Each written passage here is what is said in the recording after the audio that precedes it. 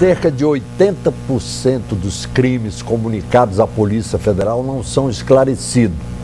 Segundo o resultado de pesquisa realizada pelo delegado Gustavo Schneider, do Rio Grande do Sul, ele próprio acha que a melhor maneira de reverter esse quadro desalentador seria adotar critérios científicos de seletividade absolutamente objetivos. Além dos casos sem fundamento, há problemas na investigação e na demora da justiça, o que aumenta no país a sensação de impunidade. Para falar desse tema, convidamos os deputados Marcelo Itagiba, do PSDB do Rio de Janeiro, e William Wu, do PPS de São Paulo. Deputado Marcelo Itagiba, o senhor tem uma longa experiência nessa área, e como é que vê essa... Aliás, existe uma pesquisa antiga, lá em São Paulo, de que só 3% dos crimes, dos autores de crimes eram punidos, né? Isso é antigo já, tem mais de 2 anos. Por que essa sensação de impunidade no Brasil? Porque a impunidade nos casos de crime de colarinho branco, que é muito no nosso meio, mas há também impunidade em larga escala desses crimes comuns, assaltos, às vezes tentativa de homicídio, coisas desse tipo, né? Eu diria o seguinte: em primeiro lugar, no Brasil não existe a disponibilidade da ação penal. Ou seja, para cada crime informado à polícia, tem que haver a devida apuração, porque se tratam de crimes de ação pública. Ou seja, uma enormidade de fatos chegam às delegacias, seja da Polícia Federal, seja das polícias estaduais, civis nos estados. Isso tudo tem que ser apurado. E não há elemento humano suficiente para apurar essa enormidade de crime. Então, o que você precisa ter? Você precisa ter uma proposta mais científica de fazer a apuração desse crime, com mais inteligência. Ou seja, determinados crimes... Tecnologia e inteligência, né?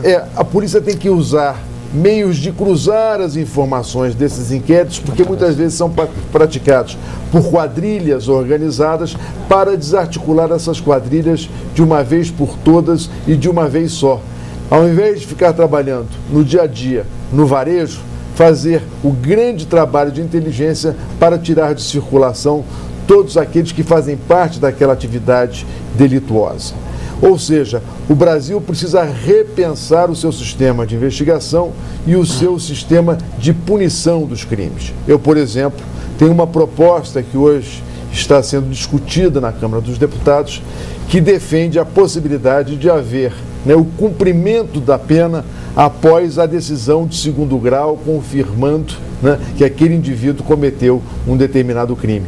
Dessa forma, nós vamos reduzir a possibilidade da população sentir essa impunidade. É projeto de sua autoria? É um projeto da minha autoria que estabelece a execução provisória da pena, porque os demais recursos para o STJ e para o STF têm apenas efeito chamado devolutivo. Ele não tem o efeito suspensivo, ou seja, ele não suspende o que o acórdão a execução da pena. Para poder haver a pronta execução da pena, para que a gente diminua essa sensação de impunidade. Agora, doutor William, como é que o senhor vê esses dados? Em São Paulo dizem que só 3% dos crimes os autores são punidos. Tarcísio, o esclarecimento é muito maior. É que, de certa forma, hoje falta uma forma e uma normativa para todos os inquéritos policiais. Há muita comunicação de crimes, até de certa forma, fraudulenta. Quando as operadoras de celulares falavam que precisava de um boletim de ocorrência para o seguro pagar o aparelho, em regiões nobres de São Paulo tinha um estouro de furto de aparelhos. E esses inquéritos normalmente não achavam fraude, né? Uma fraude, não chegava a descobrir quem é o verdadeiro autor. Mas eu acho que, de certa forma, temos que informatizar o sistema também. Em São Paulo, quando implantamos o Infocrim, a gente estava implantando também um software de acompanhamento à investigação. Informatizar nacionalmente. Exatamente. Aqueles que têm que ter uma qualificação científica do procedimento e também da denúncia para a posterior investigação. Priorizar os grandes casos, como o doutor Itagiba falou, aqueles que realmente afetam a população. Hoje, a maioria dos criminosos e os casos de homicídios e latrocínios em São Paulo mais de 40% são esclarecidos. Isso não quer dizer que os autores são punidos.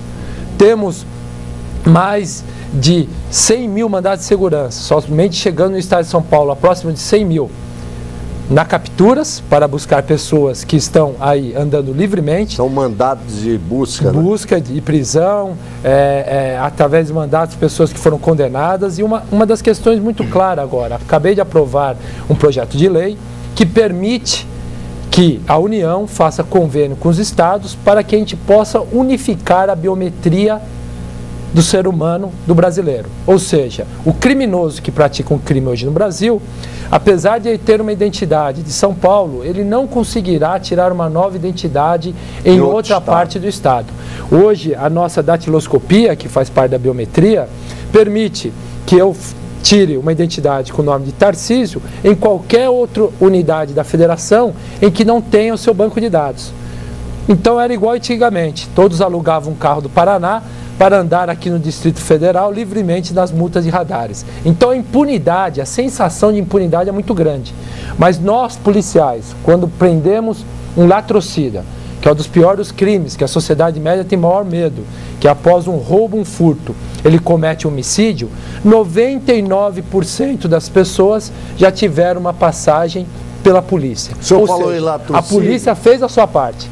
Quem não manteve foi o judiciário. Um dos maiores advogados brasileiros, aqui residente em Brasília, mineiro, Dr. Vilela, que foi até advogado do Collor, grande advogado, advogado de escola, foi assassinado no apartamento dele, um apartamento de luxo, na Asa Sul, aqui em São Paulo, aqui em Brasília, junto com a esposa e uma empregada que tinha 26 anos com ele, de absoluta confiança. Esfaqueado brutalmente e latrocínio, levaram 700 mil dólares, levaram não sei o que, é o que falam aí. E a polícia parece perplexa.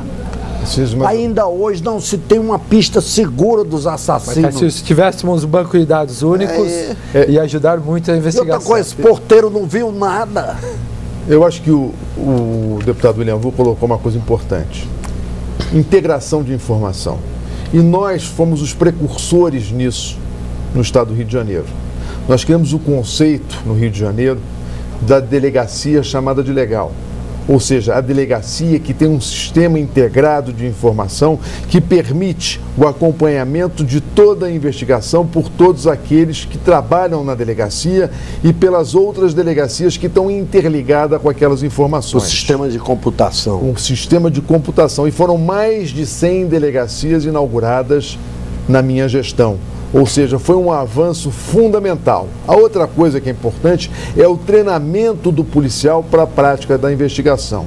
E vou lhe dar uma informação em primeira mão. Eu estou dando entrada hoje numa PEC sugerindo a unificação das polícias no Brasil para que nós tenhamos um corpo só fazendo o mesmo trabalho em defesa da sociedade. Em vez de termos duas corporações que ficam disputando o espaço, eu estou propondo a unificação. E rivalizando muitas vezes, eu estou propondo a unificação dessas duas polícias de forma a otimizar o trabalho da polícia e otimizar inclusive os recursos. Porque se nós formos ver as duplicidades de gasto de recursos que hoje se pratica nas unidades da federação, nós estaremos vendo que muitos recursos estão sendo gastos à toa. E outra coisa, uma coisa que parece óbvia,